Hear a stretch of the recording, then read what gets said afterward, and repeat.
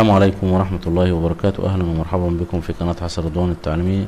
النهاردة إن شاء الله موعدنا مع الدرس الرابع عشر من دروس ويندوز 7، وهيكون عن الجادجتس أو البرامج أو التطبيقات المصغرة التي يوفرها ويندوز 7 في أي مكان على سطح المكتب. وأضغط كليك يمين وأختار الجادجتس، هضغط عليها، يتم فتح هذه النافذة وفيها 9 برامج مصغرة يمكن الاستفادة منها والاستخدامها على سطح المكتب للاستفادة منها.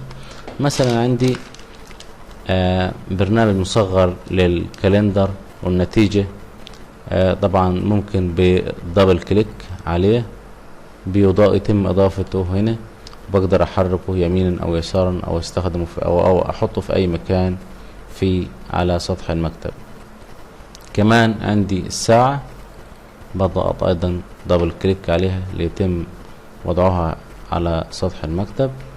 كمان عندي برنامج خاص بتحويل العملة كرنسي، وهكذا كل هذه البرامج والبيكتشر بازل. وبقفل هذه النافذة. لو انا في اي حاجة مش عايزها من الحاجات دي ممكن بكل بساطة اقفلها من زر الاغلاق. طبعا دي البرنامج ده يقوم بعرض الشرائح للصور الموجودة في البيكتشر. عندي في ماي بيكتشر يتم عرض هذه الشرائح. ممكن اضغط على هذا الزر وهو larger size لكي يتم عرض هذا البرنامج بشكل اكبر. وهنا في الاعدادات ممكن اختار الملف اللي هيتم عرض الصور اللي فيه على هيئة شرائح او عرض شرائح. بقوم باختيار الملف واختيار الفولدر، وهنا ممكن اختار الوقت الذي يتم فيه عرض الصورة، 15 ثانية او 10 ثواني او زي ما انا عايز، واضغط اوكي. بيتم عرض الصور الموجودة عندي في البيكتشر او في الملف اللي انا حددوله بطريقة عرض شرائح. لو انا مش عايز البرنامج بضغط عليه للاغلاق وبيفضل موجود في الدادجز. البرنامج اللي هنا ده خاص بيه زي لعبة كده، بيتم عرض مجموعة من الصور. عندي 11 صورة ممكن اتصفحهم. لو انا مثلا عايز اي صورة منهم مثلا وليكن هذه الصورة، اضغط اوكي.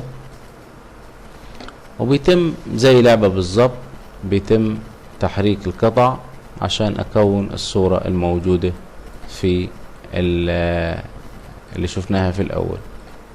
بس ده برنامج خاص بتحويل العملة.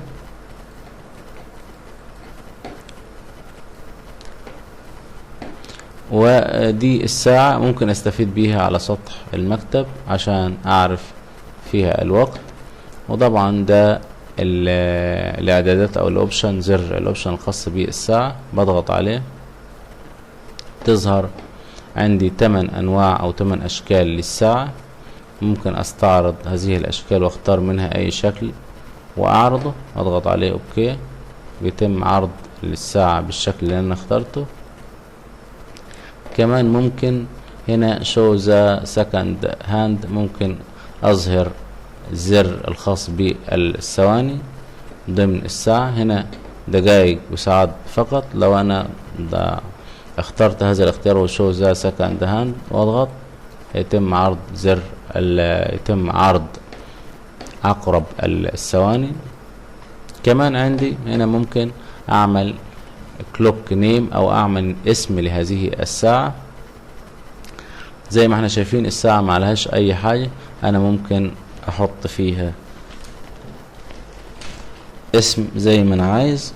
هنسميها مثلا ويندوز 7. اكتب الاسم اللي انا عايزه واضغط اوكي. هيتم وضعه في الساعة زي ما حضراتكم شايفين. كمان عندي الكالندر او النتيجة دي، ممكن اضغط على هذا الزر عشان اعمل لها larger size او تكبير. وممكن اضغط عليه تاني عشان اعمل له سمولر سايز او تصغير، فبعرض هذه النتيجة. زي ما احنا شايفين موجود في النتيجة اليوم والشهر وكل ايام الشهر زي ما احنا شايفين. ممكن اغير زي ما انا عايز من السهمين هنا. كمان ممكن اغير في التاريخ بتاع هذه الكالندر زي ما احنا شايفين. ممكن استفيد بيها معايا على سطح المكتب. ودي كانت كل البرامج المصغرة اللي ممكن استفيد بيها، الجادجتس اللي ممكن استفيد بيها على سطح المكتب. يا رب الدرس يكون عجبكم، والسلام عليكم ورحمة الله وبركاته.